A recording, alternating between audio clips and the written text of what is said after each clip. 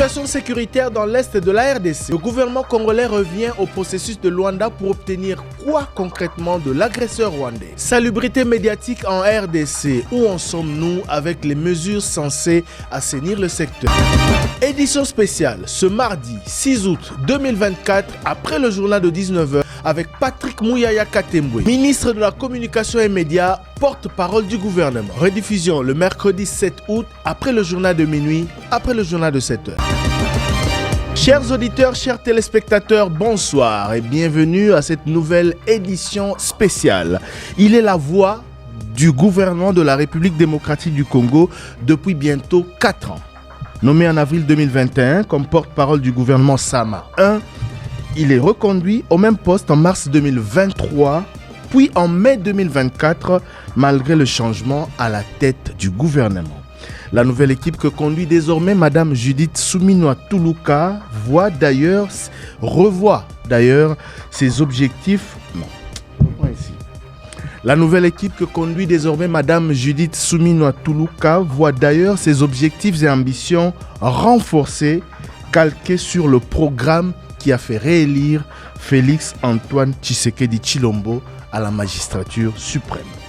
Comment le gouvernement souminois s'y prend-il pour relever tous ces défis qu'il s'est imposés?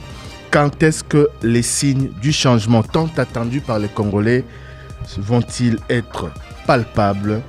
Monsieur le ministre Patrick Mouyaya Katembwe, bonsoir. Bonsoir, cher Thierry, bonsoir, cher Osé, bonsoir Trésor et bonsoir à tous les auditeurs, téléspectateurs de Top Congo. Merci d'avoir accepté notre invitation de Kisangani où nous nous trouvons. Merci. Vous êtes en mission de service. On a eu à vous recevoir en direct de l'émission que nous avons faite le 2 août dernier pour commémorer le Génocoste. Pour vous interroger dans cette édition spéciale, je ne suis pas seul, je suis accompagné de Trésor Kiyombo Djougou et d'Osé Manzanza Kitoko. Bonsoir. Bonsoir Thierry Kambundi, bonsoir monsieur le ministre, bonsoir à tous les auditeurs et téléspectateurs. Bonsoir Thierry Kambundi, bonsoir à tous les auditeurs et téléspectateurs, bonsoir monsieur le ministre. Bonsoir.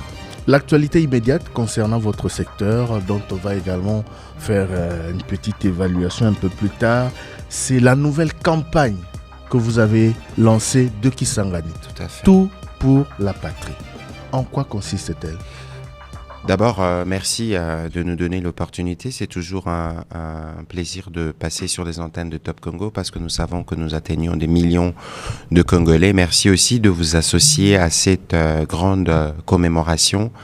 Vous savez, Kisangani, ville martyre, mais aussi ville d'espoir. Nous nous sommes largement souvenus des événements qui se sont passés hier, qui resteront inévitablement gravés dans la mémoire collective comme des choses qui doivent plus jamais se répéter. À Kisangani, il y a eu des messages forts, au-delà de cris, au-delà de pleurs, au-delà des interpellations.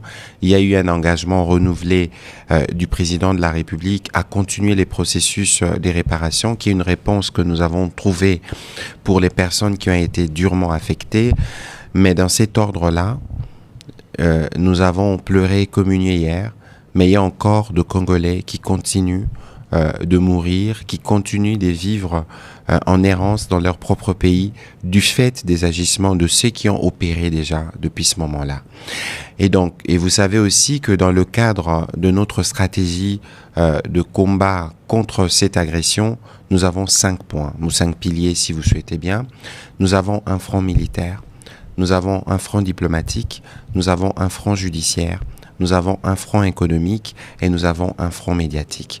Dans le cadre du front médiatique, donc, nous continuons le travail que nous avons commencé dans la trame de la campagne Bendele Koyate, cette fois-ci depuis la mise en place du nouveau gouvernement que vous avez si bien relevé tout à l'heure. Il fallait nous redonner les nouveaux souffles pour poursuivre les efforts que nous avons commencés, mais cette fois-ci, elle sera un peu différente. Nous avons commencé hier par le lancement officiel de la campagne Tout pour la patrie à partir de Kisangani, qui est une ville symbolique de résistance. Mais dès que je termine avec vous l'enregistrement de cette émission, je serai à l'université, accompagné de ma collègue de l'enseignement supérieur, mais aussi celle de la jeunesse et éveil patriotique. Je souligne bien les mots parce que ça a tout son sens dans le contexte qui est les nôtres, mais aussi le porte-parole militaire. Alors pourquoi dans Tout pour la patrie, nous voulons cette fois-ci aller plus au-delà des médias, aller plus à la rencontre de Congolais? Parce que cette guerre est une guerre qui nous concerne tous. Même si aujourd'hui, celui qui est à la tête du front, c'est le président Félix-Antoine Tshisekedi Tshilombo, mais cette guerre, elle commence depuis 1994, il faut regarder les origines après les génocides rwandais de triste mémoire. Et ça fait 30 ans que nous avons continué à perdre de vie. Ça fait 30 ans que nos ressources minérales sont systématiquement pillées. Il est important que les Congolais comprennent que dans cette guerre, tout le monde a sa partition et tout le monde doit faire sa contribution. Et donc nous venons avec un élément fédérateur des lancements dès le départ et nous allons discuter parce qu'il y a quelque chose de formidable que nous avons par exemple noté hier, c'est que toutes les 26 provinces étaient en communion, en union de prière, drapeau en berne, de Kinshasa à Kisangani, de Goma à Beni, partout.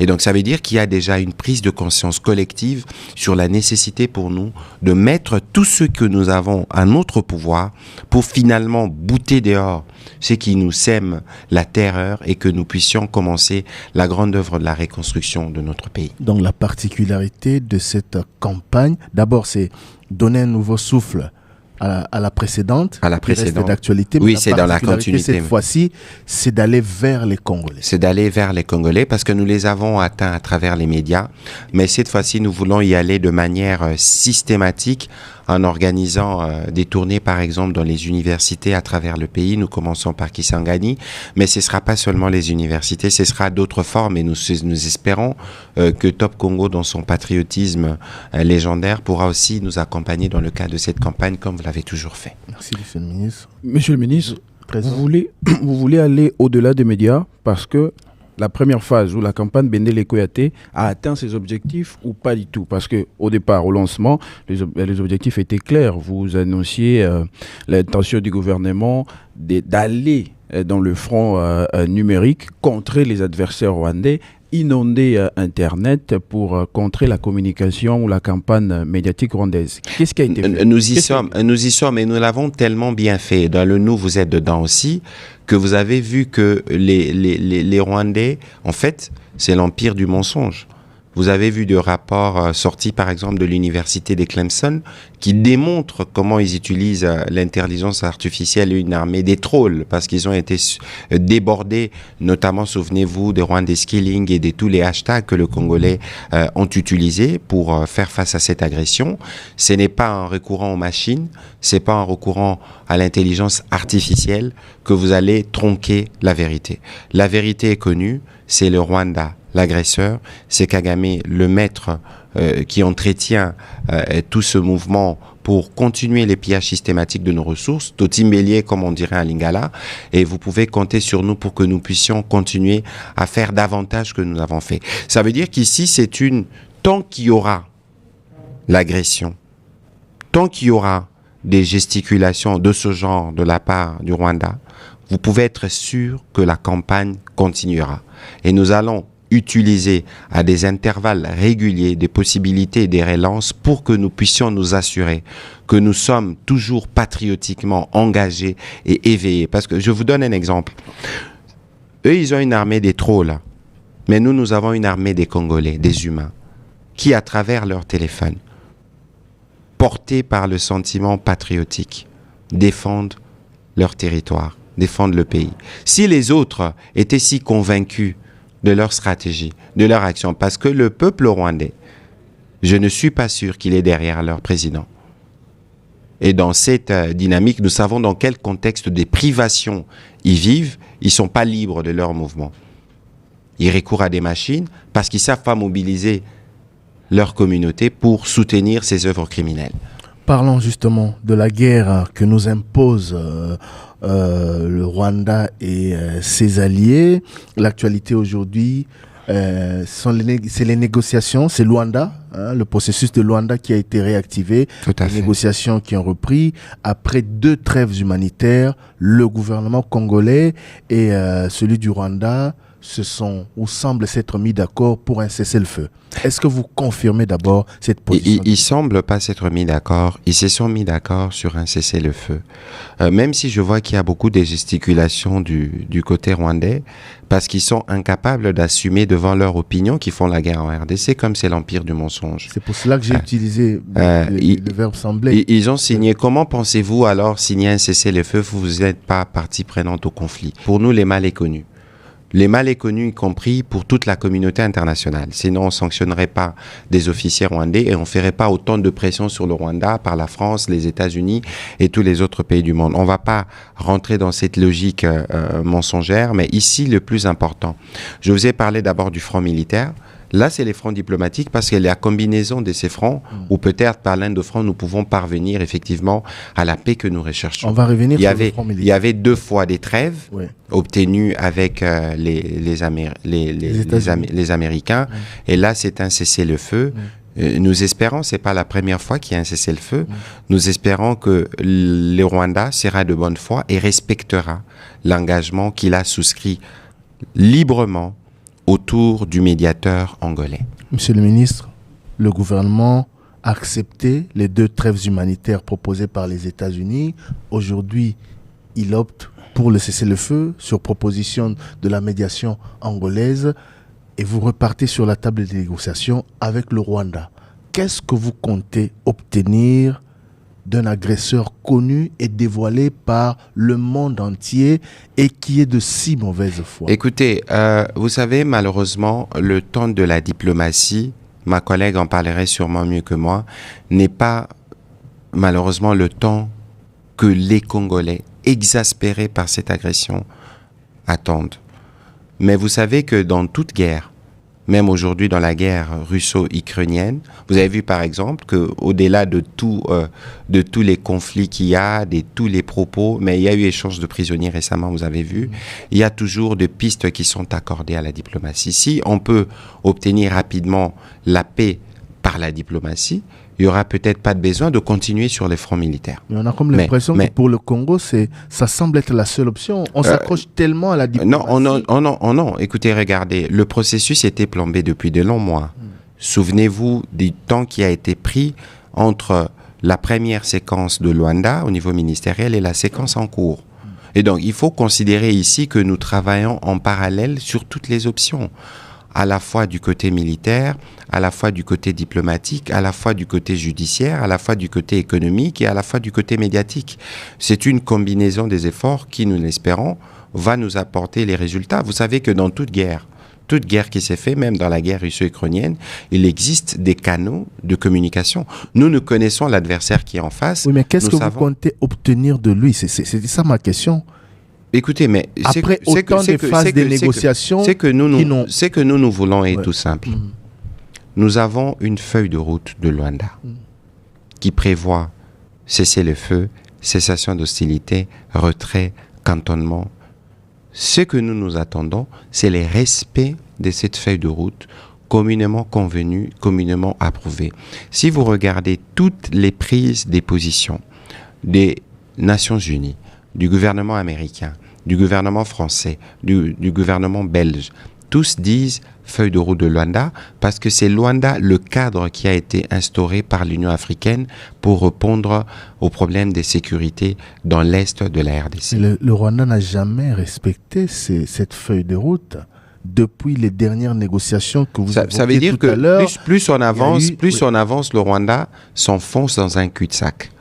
Ça veut dire qu'aujourd'hui, regardez, il y a eu des sanctions qui ont été prises récemment. Ce n'est pas encore ce que nous souhaitons parce que nous pensons qu'il faut des sanctions plus robustes.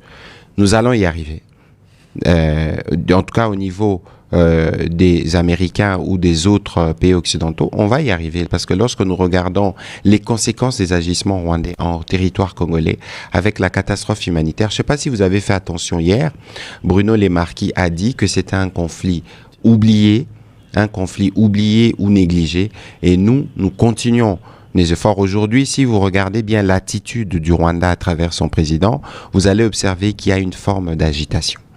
Et cette agitation se justifie justement parce qu'il y a la pression, y compris de ce que nous faisons sur le front médiatique ou le front diplomatique. Et donc nous pensons que le processus a pris du temps, mais nous espérons que cette fois-ci, nous sommes dans les tunnels qui va nous amener vers la paix que nous souhaitons tous et qui passera par l'application de la feuille de route de Luanda. Avec les résultats enregistrés sur le terrain des opérations, la République démocratique du Congo ne retourne-t-elle pas à Luanda en position de faiblesse?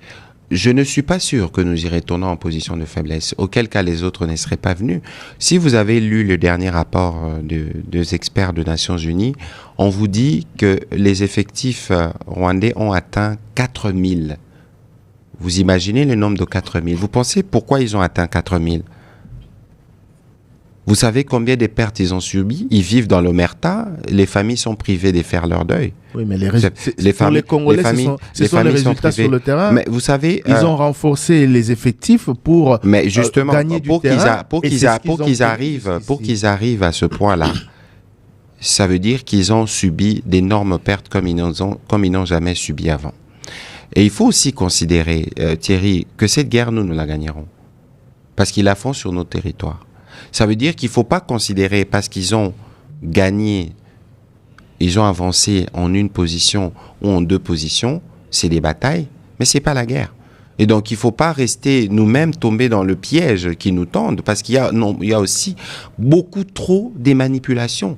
Vous savez, la difficulté qui peut être la nôtre dans la gestion, notamment de l'espace médiatique qui couvre cette guerre, c'est que nous sommes dans un contexte démocratique, où les voix se font entendre, y compris de voix qui sont hostiles, entre guillemets, à la stratégie du gouvernement.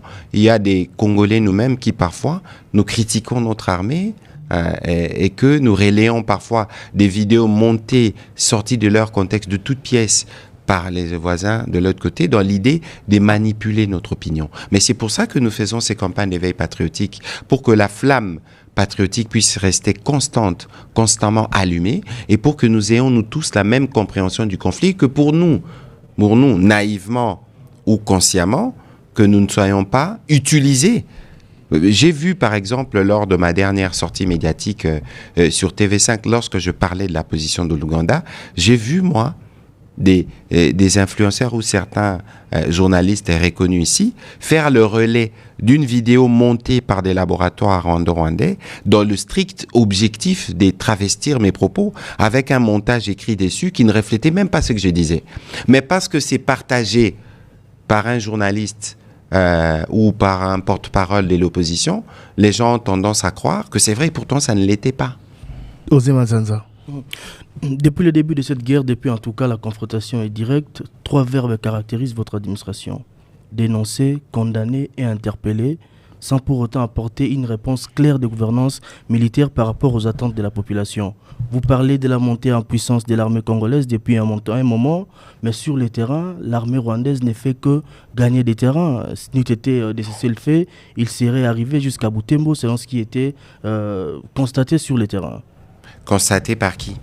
Constaté par justement... Il faut pas tomber dans les pièges justement qui est les leurs de la manipulation. Et ici, je voudrais vraiment être clair à ces sujets parce que j'entends beaucoup ces choses-là. Nous avons un front médiatique. Nous les disons depuis le début de cette guerre. Dans les fronts médiatiques, quel est le travail que nous devons faire? Si ce n'est pas parler, dénoncer. Et je crois que c'est un venin qui a été inoculé pour dire, entre guillemets, eux, ils se plaignent. On ne se plaint pas du tout. Lorsque Zelensky, dans le cas de la guerre en Ukraine, s'exprime sur ce qui se passe, parce qu'on a tué des enfants, on a touché des patrimoines qui ne devraient pas être touchés, en quoi il se plaint? La guerre s'est faite aussi par la parole. Donc ici, il faut faire très attention et ne pas tomber dans les pièges de cela. Lorsque vous avez vu l'Union européenne ou les Américains prendre des sanctions, même si ce n'est pas encore la robustesse des sanctions que nous souhaitons, vous pensez qu'ils les font pourquoi? mais parce que diplomatiquement nous agissons. Lorsqu'aujourd'hui vous avez vu que nos avocats sont venus et que Apple est poursuivi devant les juridictions, vous pensez que c'est quoi? Lorsque moi j'étais à Goma pour l'enterrement des compatriotes qui ont été touchés par le bombe des Mugunga, lorsque nous avons pris 3-4 jours parce qu'il fallait attendre les autopsies, vous pensez que nous le faisons pourquoi? Lorsque nous disons que nous documentons, vous pensez que nous le faisons pourquoi? Nous sommes à Kisangani. La Cour internationale de justice condamne l'Ouganda à payer 325 millions de dollars. Mais, je suis désolé, l'Ouganda aurait dû payer des milliards. Mais parce que le dossier qui soutenait les accusations ne comportait pas malheureusement des preuves qui pouvaient nécessiter une réparation de cet auteur-là. Parce que lorsque vous allez devant les juridictions, vous devez être en mesure d'avoir de preuves suffisamment documentées. Donc il fallait par exemple faire l'autopsie, les médecins légistes devaient faire une autopsie qui démontre que ceux qui sont morts du fait des éclatements des bombes rwandaises. Et donc, vous voyez que nous-mêmes, nous devons prendre conscience, nous tous, Monsieur le de ministre, comment... Monsieur le ministre, le fait est que, au-delà des dénonciations, au-delà des interpellations du gouvernement de la République démocratique du Congo, les Congolais attendent plus l'action sur le terrain. Pourquoi le Rwanda peut nous attaquer, peut nous bombarder, et nous ne pouvons pas faire... La vérité, Thierry Kambundi, c'est que les Congolais veulent la guerre. C'est le président de la République. Disons les choses telles qu'elles sont. Les Congolais veulent la guerre. Et la guerre, s'il faut la faire, regardez le contexte international dans lequel nous sommes. Nous-mêmes, nous avons par exemple 7 millions de déplacés. Nous avons une situation humanitaire qui est celle-là. Et donc, comment pensez-vous alors que notre seule réponse doit être la réponse militaire? Pourquoi ne pensez-vous alors que nous utilisons d'autres leviers? Regardez les autres guerres à travers le monde, les pays qui sont engagés, s'ils n'agissent pas autant que nous agissons. Prenons l'exemple de ce qui se passe en Ukraine, par exemple, et tous les travaux des documentations, des plaidoyers que fait Zelensky parallèlement à la guerre. Et donc ici, lorsque nous disons que nous avons toutes les options à table, nous y travaillons. Il ne faut pas qu'on se voile la face, parce qu'il faut regarder les contextes dans lesquels nous avons évolué depuis 1994. Regardez les processus des brassages, le processus des mixages. Vous avez aujourd'hui ce que nous sommes en train de faire pour l'armée. C'est peut-être là le point essentiel que vous devez regarder. Je comprends la nécessité pour les uns et les autres de vouloir très vite avoir le résultat. Mais regardez, le gouvernement a injecté en termes de milliards de dollars. Écoutez, la question, c'est d'ailleurs historique. Les résultats sur le terrain. Mais justement, non, mais s'il vous plaît, lorsque alors vous notez qu'il y a tout ceci qui a été fait, ne pensez-vous pas qu'il y a les efforts ou les réformes qui se font au sein de l'armée, ne pensez-vous pas que ces réformes, pour certaines, nécessitent un temps de maturation? Pourquoi pensez-vous que les Rwandais veulent nous maintenir dans un état permanent de guerre? Parce qu'ils savent qu'il y a un engagement fort du côté de la RDC et que si nous avons le temps sur lequel nous devons nous baser pour réformer, assurer la véritable montée en puissance de notre armée, ils ne seront pas en mesure de tenir. Ils le savent, ce n'est qu'une question de temps. Non, la question, il faut... Entre-temps, les résultats de ces réformes, c'était que l'on prenne le dessus sur l'ennemi. Le président l'a dit plusieurs fois en campagne électorale, nous sommes prêts, nous sommes capables, mais sur écoutez, vous savez, de toute évidence, je vous ai dit tout à l'heure, je vous concède le fait que vous dites qu'il a gagné certains pans du territoire. C'est des batailles, c'est pas la guerre. Il y a aujourd'hui rien qui... Vous savez, la guerre, on la gagne d'abord psychologiquement. Regardez les nombres de Congolais qui sont déplacés. Ça vous inspire quoi? Si ce n'est pas les refus catégoriques des compatriotes. D'ailleurs, il faut saluer leur bravoure de se mettre sous les jougs de l'ennemi. Il faut que vous arriviez, parce que vous êtes ceux qui nous forment, ceux qui nous informent.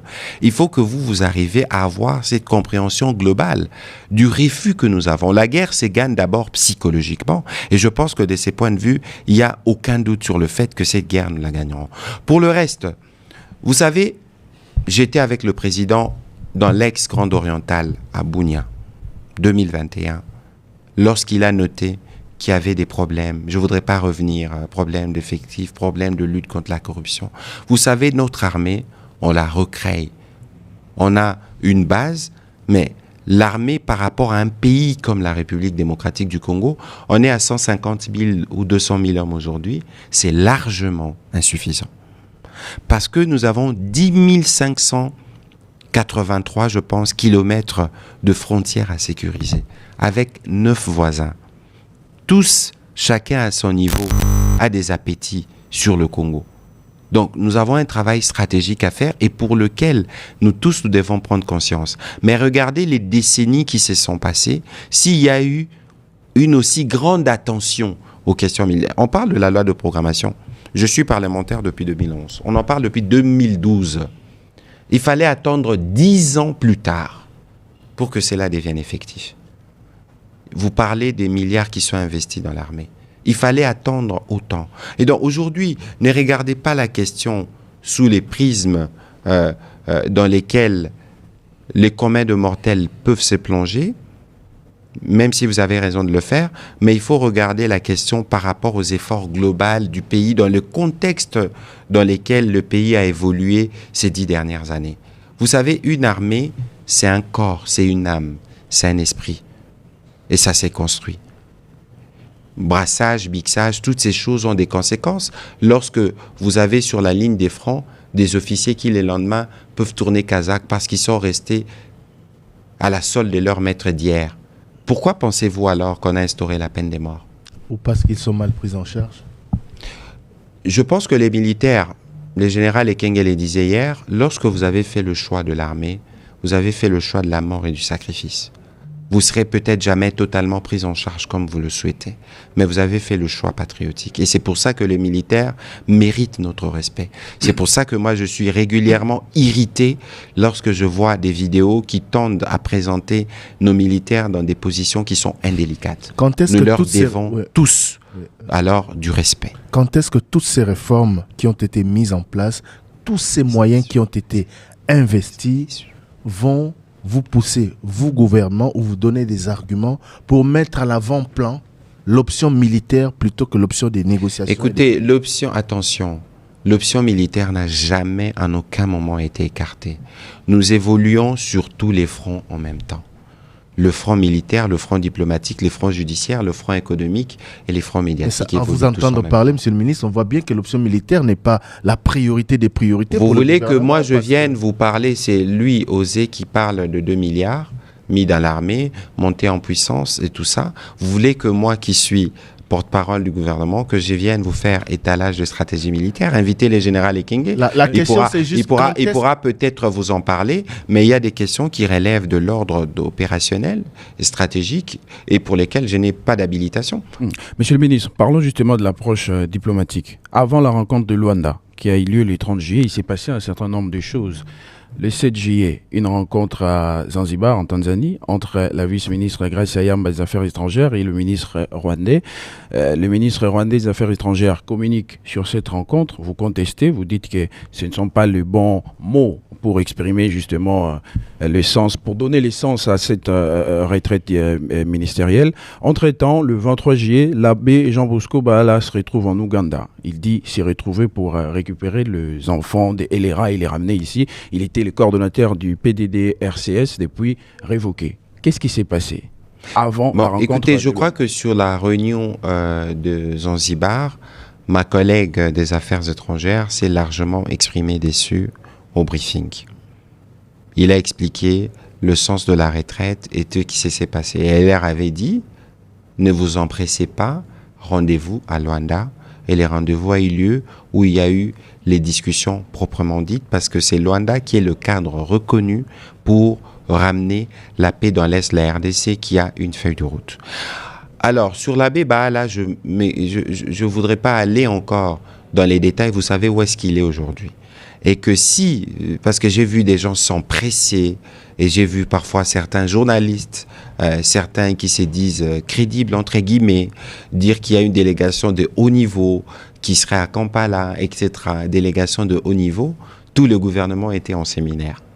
Délégation de haut niveau pour aller discuter. Vous pensez vraiment qu'on prendrait que le coordonnateur du PDDRCS qui irait en tête des délégations? On l'aurait peut-être pris comme expert, parce qu'il y a question des désarmements. Donc, il faut ici faire attention à tout ce que vous lisez, parce que vous savez que de l'autre côté, il y avait justement cet empressement à montrer que nous discutons avec la RDC. Nous sommes disposés dans les cadres de la diplomatie, mais c'est Luanda le cadre et nul autre ailleurs. Comment est-ce que l'abbé Baala se retrouve en Ouganda? Je ne saurais pas vous répondre, il faut lui poser la question. Les motivations que lui-même a utilisées pour se défendre apparemment n'est pas des motivations qui ont convaincu l'opinion. De toute évidence, il y a un processus qui est en cours, qui a été engagé. C'est de ces processus que sortira toute la lumière. Le gouvernement n'était pas au courant de son déplacement? Mais vous voulez que voulez-vous que je vous dise encore lorsque je vous dis qu'il y a un processus, il y a une enquête qui est en cours et qui pourra établir les circonstances qui ont justifié sa présence à Kampala. Monsieur le ministre, depuis 30 ans maintenant, le Rwanda est dans la même logique et vous l'avez plusieurs fois expliqué.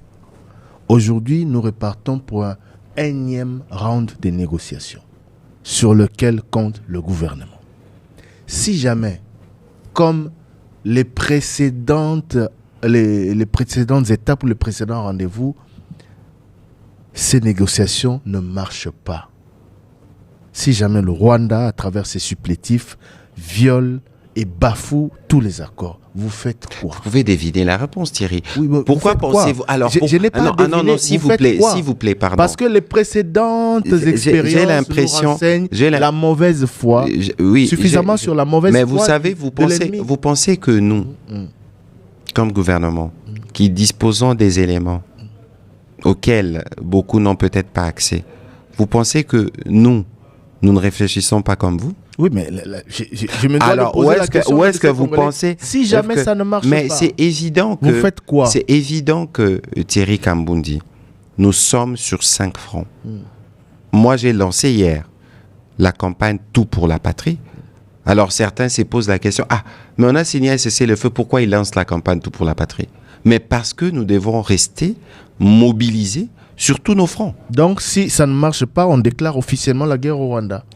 Écoutez, là, vous voulez aller dans une forme, entre guillemets, je ne sais pas comment le qualifier, mais je crois qu'ici, il faut que ce soit bien clair. Nous avons 5 fronts et tous les 5 fronts sont activés et restent actifs. Alors, si vous voulez qu'on vous dise, voilà, on va faire ceci, on va faire cela qui relève du militaire, je ne saurais pas vous le dire parce que c'est des aspects qui m'échappent. Mais il faut être sûr d'une chose, c'est que nous, trêve, cesser le feu et toutes ces initiatives, s'il y a quelque chose que nous ne perdons pas, c'est la vigilance. S'il y a quelque chose que nous ne perdons pas, c'est la nécessité pour nous d'être prêts à tout moment. Monsieur le ministre, l'accord est signé, c'est le fait à partir de ce 4 août, signé en Angola, mais les groupes qui opèrent sur le terrain disent ne pas reconnaître ce qui a été pris comme engagement. Les Corneille Nangaa disent ne pas se reconnaître par les Rwandais. De toute façon, c'est pas de moi, porte-parole du gouvernement, qui ferait un commentaire sur des supplétifs qui n'existent pas. Il y a les partis en conflit qui se sont retrouvés à Luanda, qui ont signé un cessez-le-feu, le reste sera que conséquence. Entre-temps, parce qu'il y a plusieurs zones d'opération. Entre-temps, dans la région, dans le Grand Nord, les tueries ont repris en force, monsieur le ministre. On tue, les statistiques sont là, il y a eu plus de 100 morts rien que les derniers mois et je ne voudrais pas revenir encore en arrière. Des tueries en Ituri, dans les territoires de Djougou et Rumu, des tueries même dans les grands nord de la province du Nord Kivu. Nous sommes à Beni, à Rwenzori et dans plusieurs localités qui étaient pacifiques, alors que des opérations conjointes sont avec les RDF et l'armée, disons, l'UPDF et l'armée congolaise. Comment comprendre justement ces tueries qui reprennent? Écoutez, lorsqu'en novembre, je pense 2022 ou 2021, j'ai plus l'année exacte, le président décide et lancer des opérations de mutualisation avec les UPDF pour combattre le Maï-Maï, nous en avons parlé publiquement. Et vous savez que le groupe qui est combattu dans cette partie du pays, c'est les ADF, groupe d'origine ougandais affilié à ISIS, qui est reconnu comme un mouvement terroriste. Et vous savez, les terrorismes, il existe une coalition mondiale qui combat les terrorismes. Je ne sais pas si vous avez fait attention, dans les sanctions qui sont sorties de l'OFAC il y a 2-3 semaines, on sanctionne y compris des gens qui travaillent pour les EDF. Et aujourd'hui, il faut regarder la question dans la perspective générale de ce que ça représentait comme menace au départ, de comment ils opéraient. Ils avaient des camps d'entraînement. Ils avaient des sites de formation. Au moment où je vous parle, ça n'existe plus. Mais continue à tuer. Parce que, j'en arrive, parce que les opérations qui ont été préparées par notre état-major et l'état-major ougandais avaient identifié les principaux sites qui ont été pilonnés, qui ont été suivis des opérations. Nos militaires sont tombés, des militaires ougandais sont tombés dans cette lutte. Et il y a eu de progrès. Mais vous savez, les terroristes, comment ils opèrent? Les terroristes, et c'est pour ça qu'on les appelle terroristes, n'opèrent pas de manière ouverte. Ils opèrent de manière camouflée. Mais ils s'assurent que lorsqu'ils ont opéré, qu'ils ont fait suffisamment des publicités pour montrer qu'il y a un climat de terreur. Effectivement, chaque mort est une mort de trop. Chaque mort est une mort de trop, comme je l'ai dit tout à l'heure. Et pour chaque mort, le gouvernement se mobilise parce qu'il est de notre devoir d'assurer la sécurité. Et donc, aujourd'hui, vous aviez vu qu'il y a 1 ou 2 mois, il y avait une réunion entre notre chef d'état-major et les chefs d'état-major de l'armée ougandaise, parce qu'il y a un travail étroit qui continue à se faire à ce niveau-là. Mais ici, il faut considérer qu'ils opèrent en bande, parfois de manière isolée. Ils se disent, on attaque des villages, des villageois, dans le champ. C'est comme ça que les EDF opèrent. Ils tuent aveuglément. Et tout ça nécessite une stratégie globale qui implique à la fois les populations en termes de vigilance pour arriver à dénoncer tous les mouvements suspects. Je ne veux pas étaler toute la stratégie antiterroriste qui est mise en place, mais il y a un travail qui s'est fait et qui a empêché aussi des centaines de morts. Mais vous savez, lorsqu'on empêche de morts, on n'en parle pas. Lorsqu'il y a de morts, on en parle, évidemment, parce que c'est des populations qui sont touchées, parce qu'aussi les terroristes, dans leur stratégie, ils veulent montrer leur barbarie. Mais soyez sûr qu'il y a une détermination en face qui travaillera à y mettre fin. Monsieur le ministre, comment expliquer qu'un groupe terroriste qui a été autant affaibli, comme vous le dites, par 2 armées nationales, revienne en force et tue autant de Congolais? Mais vous pensez que ces groupes terroristes sont plus forts que les 2 armées nationales? Non, mais le problème, je parle des résultats. Ça veut dire je vous ai dit ici ce qui a été empêché. Je vous avais malheureusement, dit, ce qui est empêché rentre dans le cadre normal du travail de l'armée. Justement, ça veut dire que ici, moi je vous dis d'abord, pour nous, gouvernement, que chaque mort compte. Chaque mort est une mort. Ma question est claire, monsieur le ministre. Vous vantez les résultats des opérations menées par les armées congolaises et ougandaises. On n'invente rien lorsqu'on vous présente ce qui a été. D'accord, vous dites que ça a été fait, que ces terroristes ont été affaiblis, leurs camps ont été détruits. Mais comment expliquer les derniers développements et les dernières tueries en masse? Je vous donne un exemple. Les terroristes, parce qu'ils ont fait le choix de l'être, ils se réorganisent parce que même si vous attaquez des camps, vous éliminez des têtes, vous n'éliminez peut-être pas tout le monde parce que c'est une idéologie qu'ils ont propagée et qui n'ont pour seul objectif que s'aimer la mort.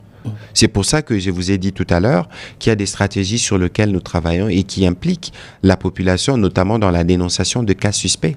Ce n'est que de cette manière qu'on peut déjouer les attaques des terroristes.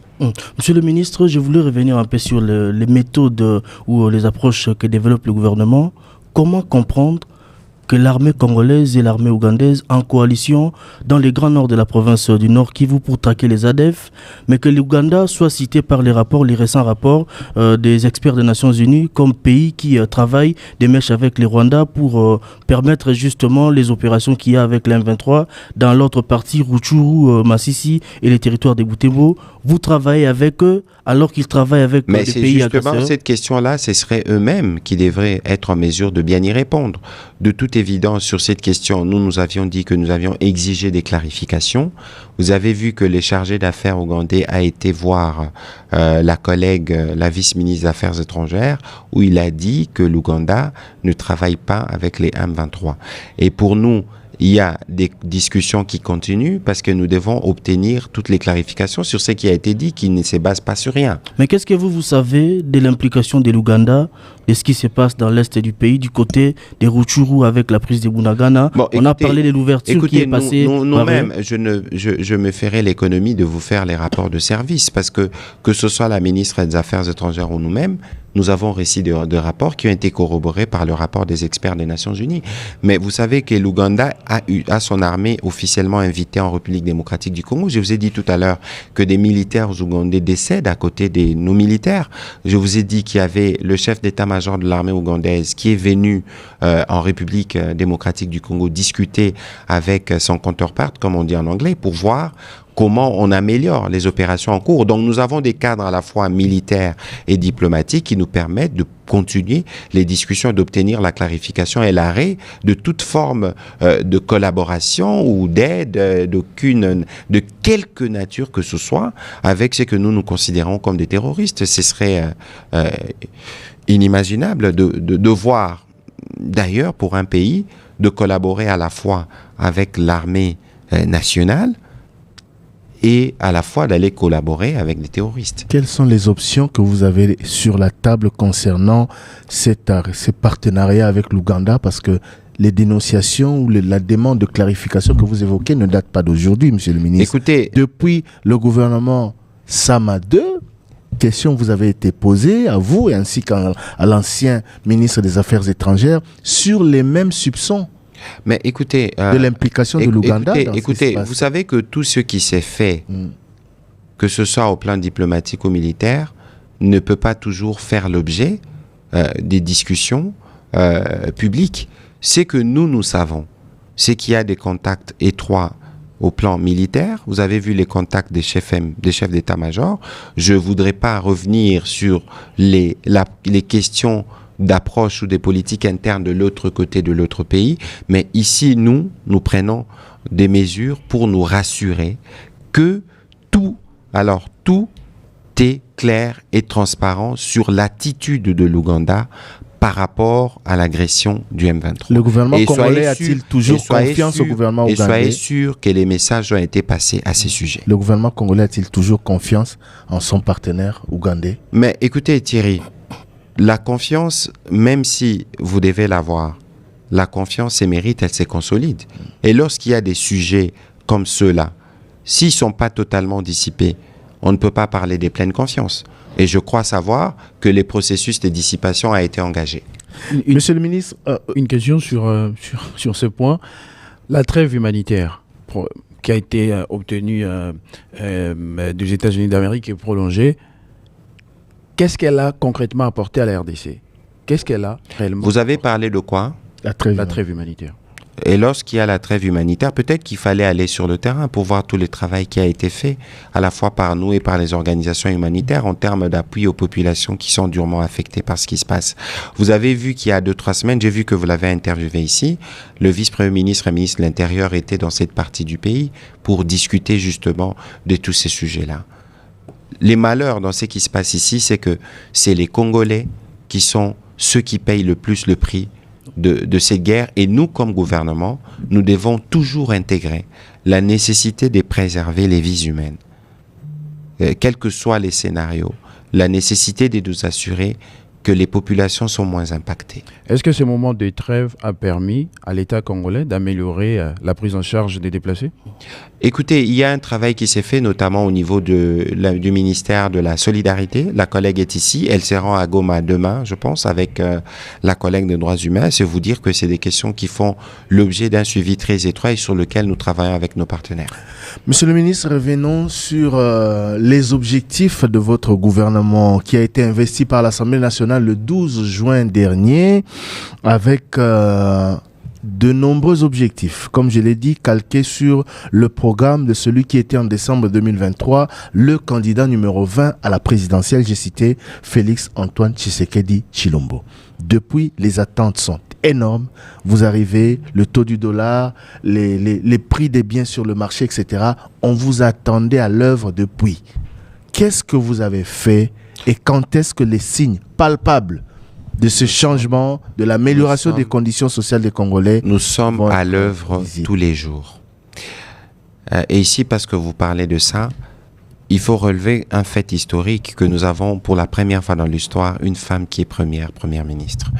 C'est dire d'abord que la masculinité positive dont le président parle, ce n'est pas qu'un vain mot ou un vain slogan.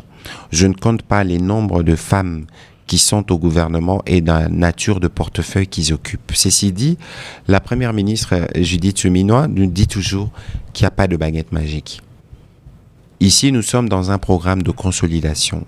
La preuve, c'est sous le mandat de la première ministre Judith Suminwa qu'a été conclue pour la première fois dans l'histoire la revue de la fin de la 6e revue du programme avec le Fonds monétaire international, facilité élargie des crédits. Les gens vont dire à quoi ça va nous servir. D'abord, la facilité élargie des crédits nous a permis d'engranger plus d'1,5 milliard, je pense, d'appui budgétaire, mais aussi, et le plus important, nous apporte la crédibilité et qui montre qu'en République démocratique du Congo, il y a des efforts qui ont été faits. Dans un contexte compliqué de guerre, de conséquences de Covid, de préparation des élections, où nous sommes parvenus, nous, à atteindre la 6e revue pour la première fois dans l'histoire, ça veut dire que le pays est crédible. Et ceci peut ouvrir l'accès à de nombreux financements. Parce qu'il ne faut pas compter, en tout cas pour nos besoins de développement, on ne peut pas miser que sur ce que nous pouvons engranger de notre collaboration avec les FMI ou la Banque mondiale, même si le portefeuille de la Banque mondiale en termes de projet en RDC n'a jamais été aussi grand. On a atteint les 9 milliards, mais c'est dire que pour nous aujourd'hui, grâce aux efforts qui seront poursuivis par le gouvernement Judith Suminwa et par les collègues de l'ECOFIN, nous pensons que nous pourrons avoir accès à plus de financements dans le cadre de ces nouveaux quinquennats qui nous permettra de répondre à certains besoins. Vous avez parlé de ce que les populations doivent ressentir. Ici, Thierry, encore qu'il faut faire attention, il n'existe pas de génération spontanée, pour commencer. Et deuxièmement, nous avons, nous, commencé des programmes qui touchent au quotidien de Congolais. Lesquels? Mais la gratuité de l'enseignement. La gratuité de l'enseignement. Aujourd'hui, quoi qu'on dise, des millions d'enfants ont regagné l'école. Et c'est pas suffisant, vous savez. Une question est de les ramener à l'école. Une question est de s'assurer qu'on améliore l'accessibilité. Le programme de 145 territoires qui a 1200 écoles construites permettra d'y répondre. Mais il faut améliorer la qualité. Regardez le profil de celle qui a été nommée ministre de l'Éducation. Vous la connaissez sûrement mieux que moi. Et donc, il y a des efforts qui vont être faits, non seulement pour consolider les programmes, mais pour s'assurer que les enseignants sont mieux formés, pour s'assurer que la qualité, les curricula sont aussi adaptés. Vous savez, je veux vous faire rire. Septembre, c'est quelle saison en Europe ? Vous qui avez la culture de l'Occident. on sort de l'été. On sort de l'été. Oui. Mais est-ce que vous savez que le programme éducatif que nous avons, il est calqué sur le modèle belge, alors que nous n'avons pas la même saison. Je crois qu'en Afrique du Sud, la rentrée scolaire s'est faite en janvier, parce que c'est adapté. Et donc aujourd'hui, si Madame Lamineta Raïssa Malou, avec qui j'ai eu une conversation, doit faire des réformes drastique dans les secteurs de l'enseignement, ça va toucher à ce que les gens considèrent comme normal depuis autant d'années. Mais ce n'est qu'une illustration pour vous dire que du côté de l'éducation, qui est la priorité numéro 1, nous allons poursuivre les efforts qui ont commencé. Et le président de la République, en 7 conseils de ministres, il est revenu à 2-3 reprises sur la question des enseignants. Et au dernier conseil, il a recommandé au vice-premier ministre de la fonction publique de veiller à un statut particulier pour ces héros, qui peuvent être à la fois fonctionnaires, mais qui peuvent aussi bénéficier d'un statut particulier de l'État. Parce que c'est un métier qui va déterminer ce que nous allons devenir. Le deuxième pendant des programmes qui touchent directement aux populations, c'est le programme de la gratuité des accouchements, qui n'est que le premier élément qui apparaît du programme de couverture santé universelle. Par couverture santé universelle, qu'est-ce que nous voulons? Nous voulons accorder l'accès aux soins de santé à un maximum de Congolais, à des soins de qualité, à bas coût. C'était un programme, une grosse réforme, souvenez-vous de Obamacare aux États-Unis, mais toutes ces choses sont des choses sur lesquelles nous sommes en train de travailler assidûment parce qu'il faut les consolider. C'est ce qui a commencé. Entre-temps, les prix des biens sur le marché n'ont toujours pas baissé. Écoutez, parce que c'est tous ces enfants qui vont à l'école à la faveur de la gratuité de la maternité, tous ces enfants à la faveur de la gratuité de l'enseignement, tous ces enfants qui naissent à la faveur de la gratuité de la maternité doivent être pris en charge par des parents, doivent manger, doivent bien vivre, alors que ces parents sont dans l'impossibilité d'y arriver parce que les prix des biens ont flambé sur le marché. Écoutez, il y a une difficulté mondiale qui est liée aux conséquences de la guerre en Ukraine, aux conséquences de la sortie de la crise de Covid-19 et au contexte particulier. Et nous, notre économie a été résistant par rapport à cela, parce que les choses auraient pu être plus difficiles. Mais il faut considérer que le gouvernement dont on parle, moi je comprends évidemment les besoins d'arriver rapidement au résultat, mais le gouvernement dont on parle a été investi en juin, le 12 juin 2024. Ce n'est pas une excuse. Non, je ne suis pas en train de m'excuser, oui. Pas du tout. Je suis en train de simplement vous donner une indication. Nous comprenons l'empressement des réponses que nous devons apporter, mais il faut considérer que le gouvernement est à l'ouvrage. Nous avons eu un séminaire récemment. Il y a des instructions qui ont été données au niveau de la commission ECOFIR et je pense qu'à mon retour, dès que les mesures seront prêtes, nous aurons l'occasion de faire à ces propos un briefing avec le vice-premier ministre, ministre de l'économie, Daniel Mukoko Samba, qui dirige cette commission et qui pourra donner des indications sur la suite des mesures qui ont été convenues et prises autour du président de la République en juillet 2023. Monsieur le ministre, dans les programmes présentés devant les députés nationaux, les programmes qui étaient passés, la première ministre promet de créer plus de 6 millions d'emplois sur 5 ans, en raison d'1,5 million d'emplois par année. L'année, la première du deuxième mandat du président de la République prend fin la première année dans 4 mois exactement. Quand est-ce que vous allez présenter les premiers lots des 1 500 000 emplois créés? Ça sera au début du mois de décembre ou à la fin du mois de décembre? Il y a un ensemble des choses qui sont faites en même temps. Mais vous savez, l'emploi dont on parle, on doit être en mesure de les recenser, de les quantifier, de dire combien ont été créés. Si je dois vous donner simplement l'exemple du programme 145 territoires, nous sommes entre 50 000 et 80 000 personnes, emplois qui ont été générés. Du fait d'avoir 2200 chantiers dans le pays et tout l'écosystème qui va avec. Je peux vous donner une illustration parce que justement, vous parlez d'emploi. Combien de travailleurs avez-vous, Monsieur Osé? C'est pas autour de moi. Combien de travailleurs vous avez? Je ne me sens pas à l'aise de répondre sur moi. Monsieur Trésor, combien de travailleurs vous avez? C'est moi qui pose des questions. Et pas... Ça, c'est l'excuse facile. Mais c'est l'excuse facile. Je peux vous donner juste une indication. Monsieur Thierry Kambundi a au moins un travailleur. Au moins. Sûrement un lavandier, un cuisinier, peut-être un jardinier. Et vous aussi, ici, là, sur cette table rassemblée, nous pouvons avoir 10 personnes qui travaillent pour nous. Est-ce que c'est des... C'est ce que vous écrivez dans la création de création d'emploi. Non, je ne suis qu'en train de vous donner des illustrations. Ouais, oui. Je suis qu'en train de vous donner des illustrations et vous comprendrez l'essence de ma démarche à la fin. C'est pour vous dire quoi? Il y a un travail qui s'est fait, notamment, je pense, au niveau des LONEM et de tous les services habilités pour essayer d'identifier les emplois qui se créent. Mais il faut aussi considérer que ceux qui travaillent pour vous, qui ne sont peut-être pas connus de l'État, qui ne sont peut-être pas connus de l'État, il faut considérer que ceux qui travaillent pour vous peuvent aussi être listés comme des Congolais et à trouver de l'emploi. Même s'ils travaillent pour nous depuis longtemps, depuis très longtemps. C'est vrai que sur le principe, ce sont des travailleurs. Les emplois ne seront pas créés que dans le domaine public, aussi dans le privé, parce que c'est logique. Encore qu'il faudrait comptabiliser les 1,500 000 emplois annoncés parce que la comptabilité, 500 000, la comptabilité commence à partir du mois de janvier après prestation de serment.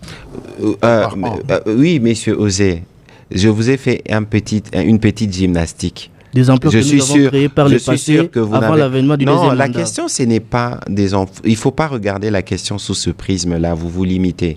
Ça veut dire qu'aujourd'hui, dans le travail qui doit être fait au niveau sûrement de mon collègue de l'emploi de la prévention sociale, c'est aussi d'arriver à quantifier ceux qui sont dans l'informel, comment on peut les ramener dans les formels pour qu'ils soient connus comme tels. C'est des statistiques qui rentrent dans le cadre global du pays. Mais il y a des efforts, notamment, vous avez vu que nous avons lancé de projets de rocade. Vous avez vu que nous avons pu dégager des millions et des millions de dollars de contrats SICOMINE qu'on a recouvrés. On va investir massivement dans l'infrastructure.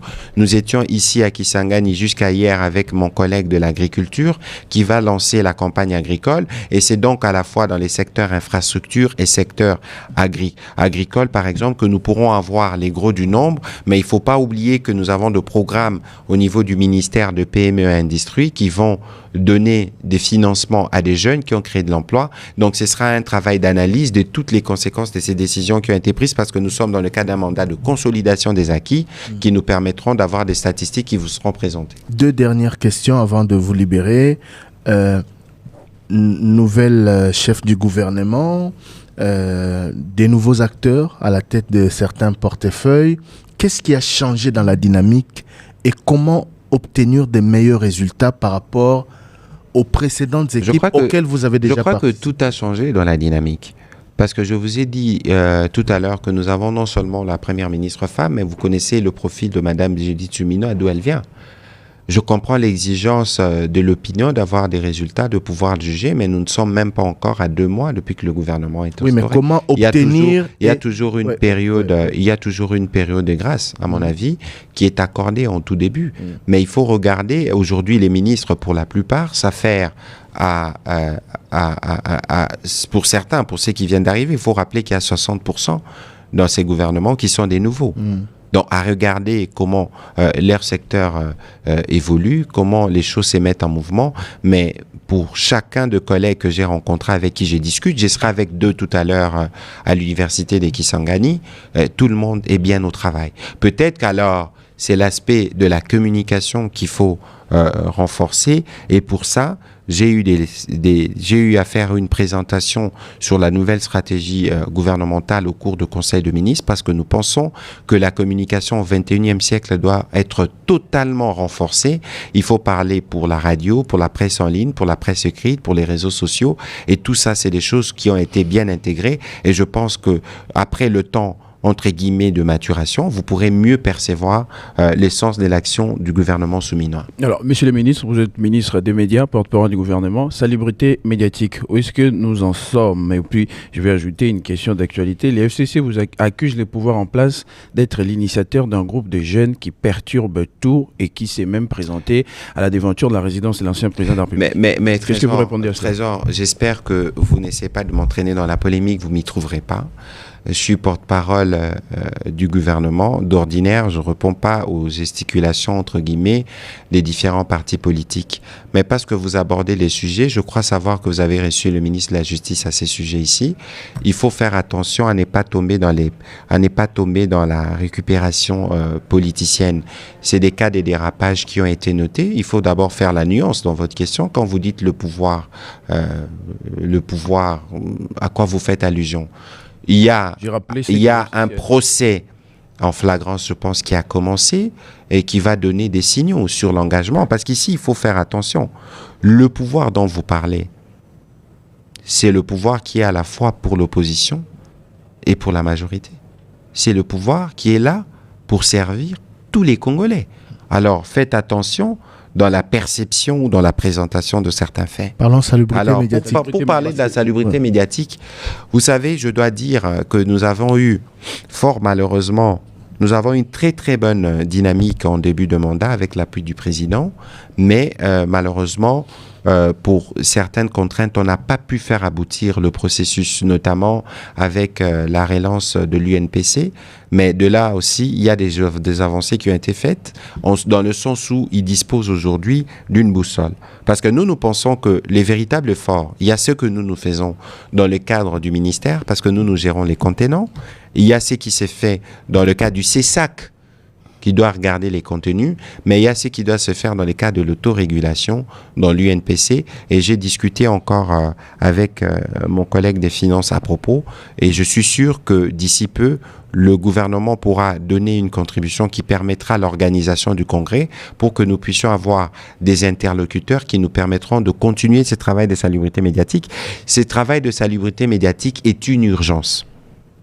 Est une urgence pour notre démocratie. Parce que certaines choses que nous voyons dans les cadres, j'interpelle régulièrement le président du CESAC, certaines choses que nous voyons dans nos médias ou dans notre écosystème ne devraient pas être vues. Justement, Monsieur le ministre, aujourd'hui, Top Congo en est victime. Victime des calomnies, victime des accusations gratuites et mensongères de certains confrères. J'ai envie de dire bienvenue au club, entre guillemets, mais ici, il y a quelque chose de choquant.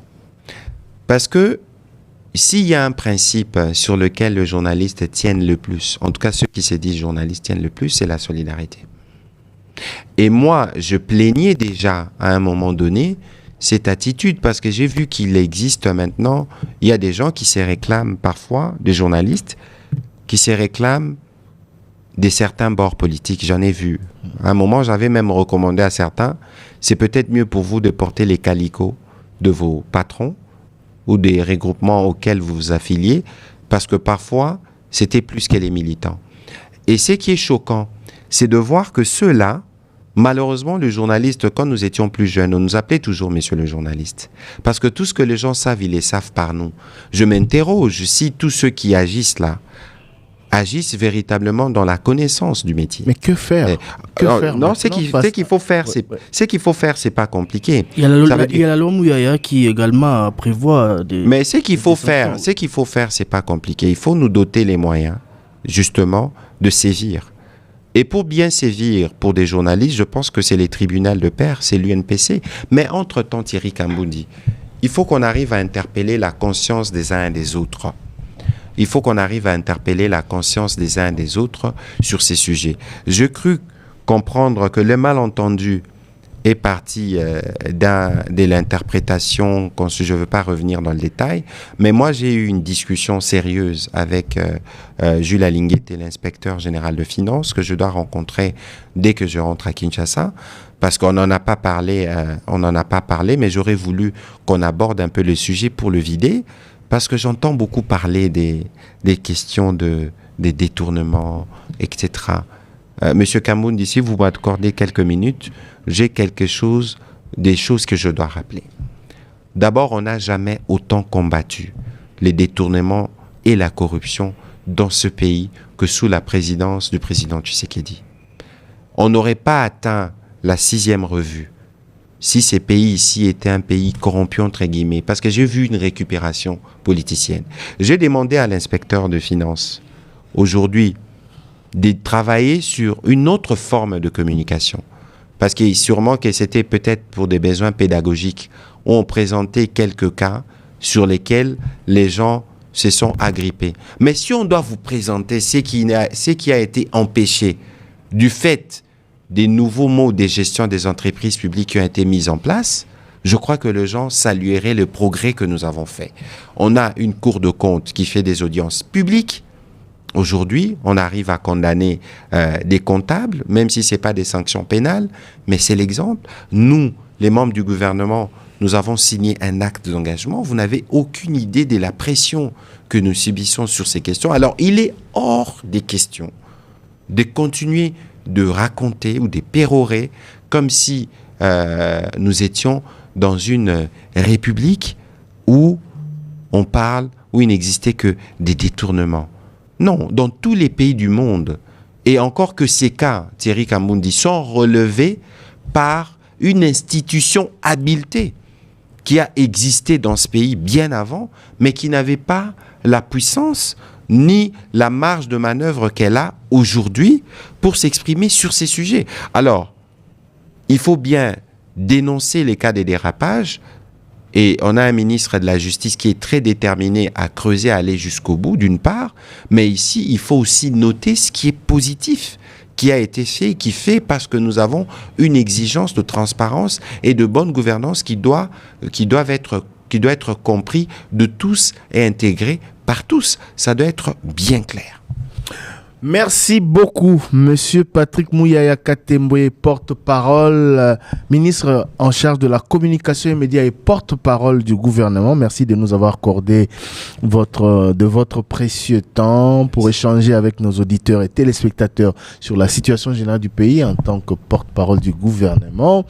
Merci à vous tous de nous avoir suivis, à Osé Manzanza et à Trésor Kiyombo de m'avoir accompagné. Voulez-vous que je réclame au mot de la fin pour dire tout pour la patrie? J'espère que vous tous, vous êtes tout pour la patrie aussi. Monsieur Osé et Trésor, même si vous avez refusé de répondre à mes questions. Nous sommes bon rôle. Nous sommes d'abord et avant tout un média congolais, quoique non aligné sur des injonctions, mais pour tout ce qui est... Nous sommes ici à Kisangani pour la couverture du généreux tout pour la patrie. Voilà, donc... Osé Manzanza, tout pour la patrie. Voilà, merci à vous. Nana Kintel. Merci à Miguel Mena, à Didi Bintika, Pascal Kalamba et à Eric Mapangala qui étaient à la régie et à la coordination logistique. L'actualité est en continu sur Top Congo FM.